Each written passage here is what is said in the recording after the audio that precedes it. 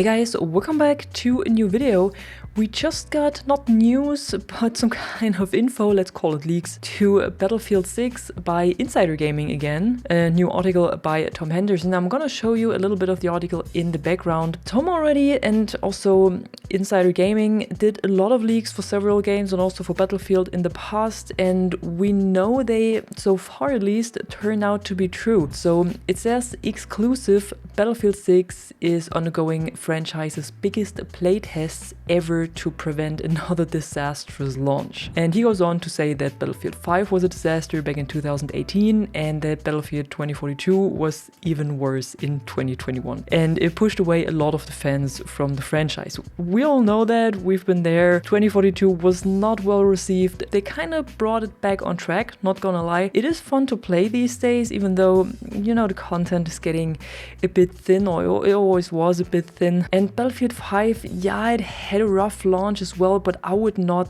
call it a disaster. Like, compared to 2042, I'd say Battlefield 5's launch was actually flawless. So now that we're just a year away from the next installment of the Battlefield franchise, which we don't know the actual name yet, so sometimes we call it Battlefield 6, sometimes it's Battlefield 2025. Tom calls it Battlefield 6, so this gives me the idea that he probably knows something already, because I can remember in the last article he wrote, he said that right now DICE is making an internal survey, I think it was, where they're trying to figure out if they want to call it Battlefield or Battlefield 6. So now Tom is calling it Battlefield 6. Maybe he knows something, maybe not, I don't know. And here in this article he also writes that EA and DICE have a lot of making up to do with the new Battlefield. That's, I think, an understatement. And he goes on to say that we had this article of Vince Zampella from IGN earlier this year, where he confirmed 64 players and destruction in the modern setting, and that EA was also using a lot of marketing talk and buzzwords like innovation or groundbreaking in their investor calls.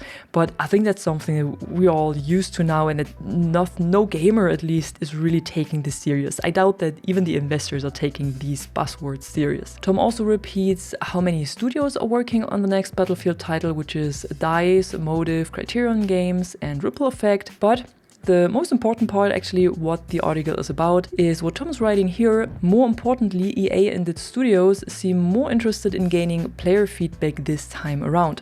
Of course, it's not uncommon for games to have playtests during development. Almost every game has them at a point or another, but this time around things are a lot different. Sources say that playtests with external players are happening much more frequent than in past installments, and the amount of data and feedback collected is the most the franchise has seen in its history. From small feedback sessions to large-scale player tests, Battlefield is now taking the much-needed player-first approach. It's an approach that we'll see continue to be played out coming to the start of the year 2, as it's understood that EA and its studios have been eyeing up the return of the Battlefield community test environment. But to what scale that's incorporated at this time is unclear. So apparently Battlefield 6, or however it's called, is in active playtesting already. That, I think, that also explains why we have these leaks already, that also Insider Gaming gave us after the article, or the official article with Vince Zampella was released. I've done a video back then about this if you want to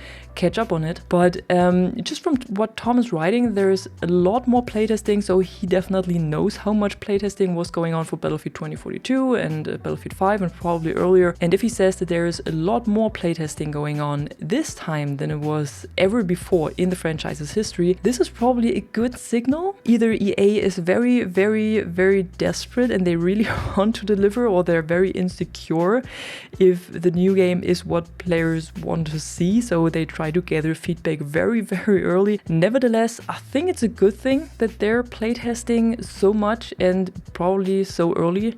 We don't know when they actually started, if this was just recently that they started this playtesting with external players, if this is going on for a while now. So I hope that this is a good sign, that they really go for this player first approach that Tom is mentioning here as well, and that they really listen to these players, and that they not only let them play and they're kind of like, do you like this or not, but that they're actually listening to their feedback and also act upon this feedback. You know, if like 80% of the playtesters are saying not this mechanic or this feature is not good, they think about removing it, or they probably remove it. So I hope that you know, this whole process is going on and not just play sessions or playtests, but the feedback that's giving from them is ignored by the developers. So playtesting itself is pretty cool and definitely a good thing. Also that the community test environment is coming back, which was something I think that Vincent Pella had mentioned officially actually. So this is coming back, I think he said early 2025. So probably something to look forward to for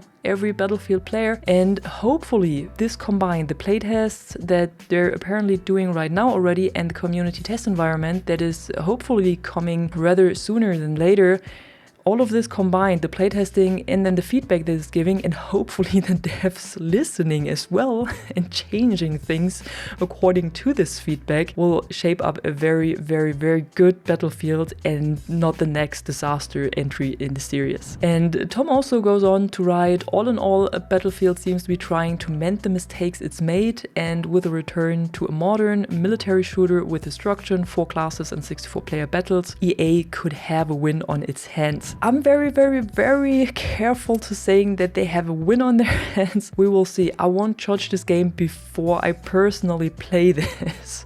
I would never ever judge another Battlefield simply by its trailer. I really liked the trailer to 2042. It looked so good, and then we all know what we got. We all know how the beta turned out already and how the actual release turned out. I'm not talking about how the game was changed throughout these years, but this is not what it's supposed to be. You know, it's supposed to launch in that good state and in that polished state, and not in a just actually worse than early access state, and then it's being polished over the next 2 years and completely funded by people paying up to 120 euros or dollars for it. That's not how it's supposed to be.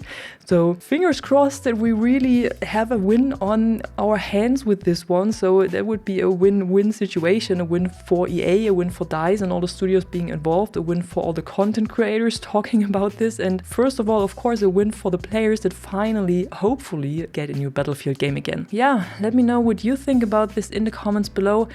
I wasn't sure if I want to do a video about this, but I think this is a topic that you guys are interested in as well, and you guys want to hear about this. And I also like to talk about it and share my opinion, and also always want to hear your opinions about this. So tell me in the comments below what you think. Is EA on a good track with this, or do you think this will make the next Battlefield better, or are you skeptical about this if they even implement all of the feedback they're getting through these playtests? Let me know in the comments below, and if you enjoyed the video, don't forget to drop a like and subscribe, and I'm gonna see you in the next one. I'm the Catwoman, and you are awesome.